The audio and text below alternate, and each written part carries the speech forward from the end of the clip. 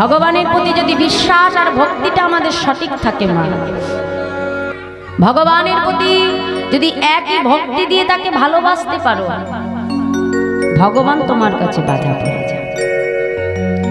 যেমন ভগবান অর্জুনের কাছে ধরা দিয়েছিল কেন? অর্জুনের ভক্তির জন্য।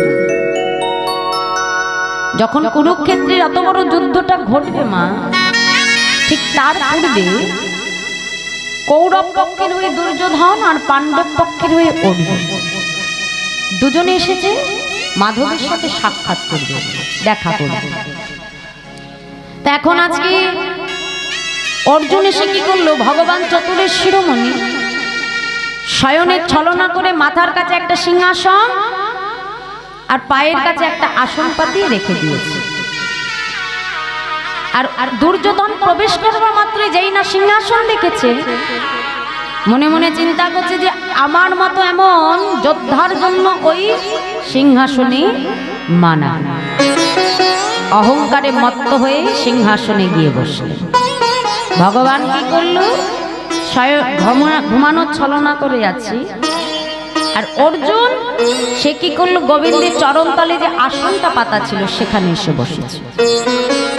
এবার ভগবান যখন নয়ন মুদে তাকালেন, তাহলে ঘুম থেকে উঠে আগে কার মুখ দেখবে মা? কেন? তাহলে ভগবানকে পেতে গেলে এখানেও শিক্ষা দিল, কোথায় যেতে হবে? চরণ। অহংকারের ডালে বসে থাকলে কখনো ভগবান পাওয়া যায়। একটা গাছে যেমন একসঙ্গে অনেক ফুল ফোটে মা, তাই না? কিছু ফুল দেখবে উপরে ফুটে বসে থাকে, তাহলে যেগুলো আমরা হাতে পাই না সেগুলো কি তুলতে পারি? গাছে থেকেই শুকিয়ে ঝরে মাটিতে পড়ে যায়। তাহলে এই সংসার মাঝে যে অহংকারের চূড়ায় বসে থাকবে তার কিন্তু গোবিন্দ সেবা হবে না। এখানেও শিক্ষা। ভগবানকে পেতে গেলে অহংকার শূন্য করে ভগবানের চরণে তোমাকে স্মরণ নিতে হবে।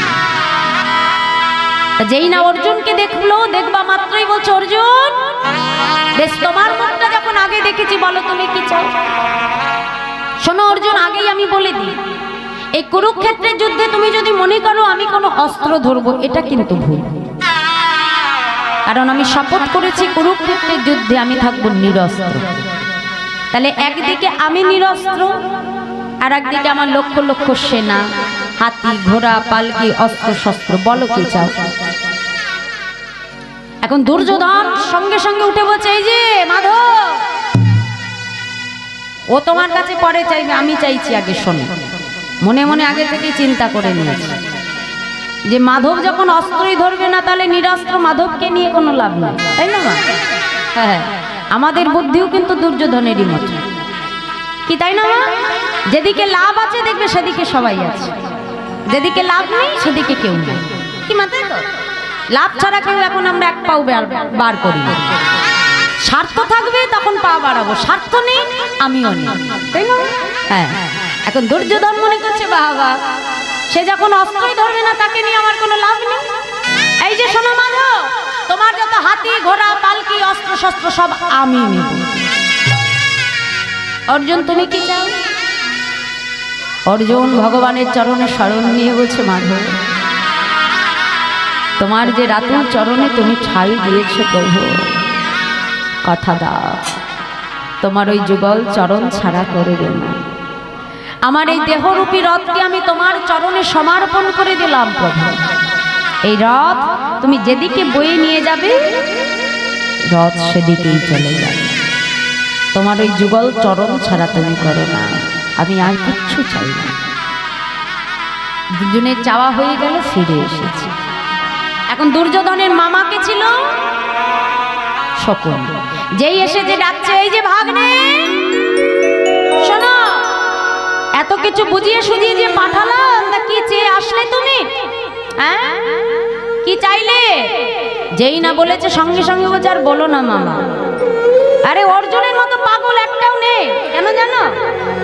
মাধব তাকে আগে সুযোগ দিয়েছিল, একদিকে নিরস্ত্র মাধব, আর একদিকে তার যত অস্ত্র শস্ত্র সব লক্ষাধিক সেনা সব।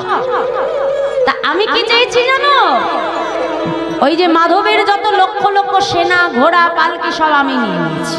আর অর্জুন বোকা, নিরস্ত্র মাধবকে নিয়েছে। শকুনি মনে মনে চিন্তা করলো, দুর্যোধন এইখানেই তোমার পতন হয়েছে। কারণ এই জগতে ভগবান যার সহায় থাকে, জগতে কোনো ক্ষমতা নাই তাকে পরাস্ত করতে পারে। আর এই জগতে ভগবান যাকে ত্যাগ করে দেয়, জগতের কোনো ক্ষমতা নাই তাকে বাঁচাতে পারে। হ্যাঁ, তাহলে এত বড় যুদ্ধটা হয়ে গেছিল মা, কিন্তু অর্জুনের কিন্তু কিচ্ছুটি হয়। যথা ধর্ম তথাই জয়। তাই ভগবানের চরণে বিশ্বাস আর ভক্তি রাখতে হবে।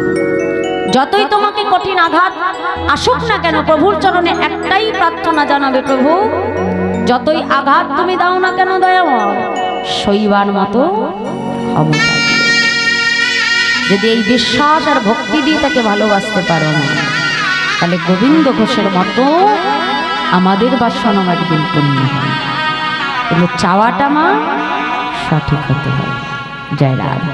তাহলে বোঝা গেল তো ভগবান ভক্তকে কত কঠিন পরীক্ষা করে মা, বোঝা গেল। তাহলে ধৈর্য হারা হলে কিন্তু হবে না। হ্যাঁ, জয় রাধা।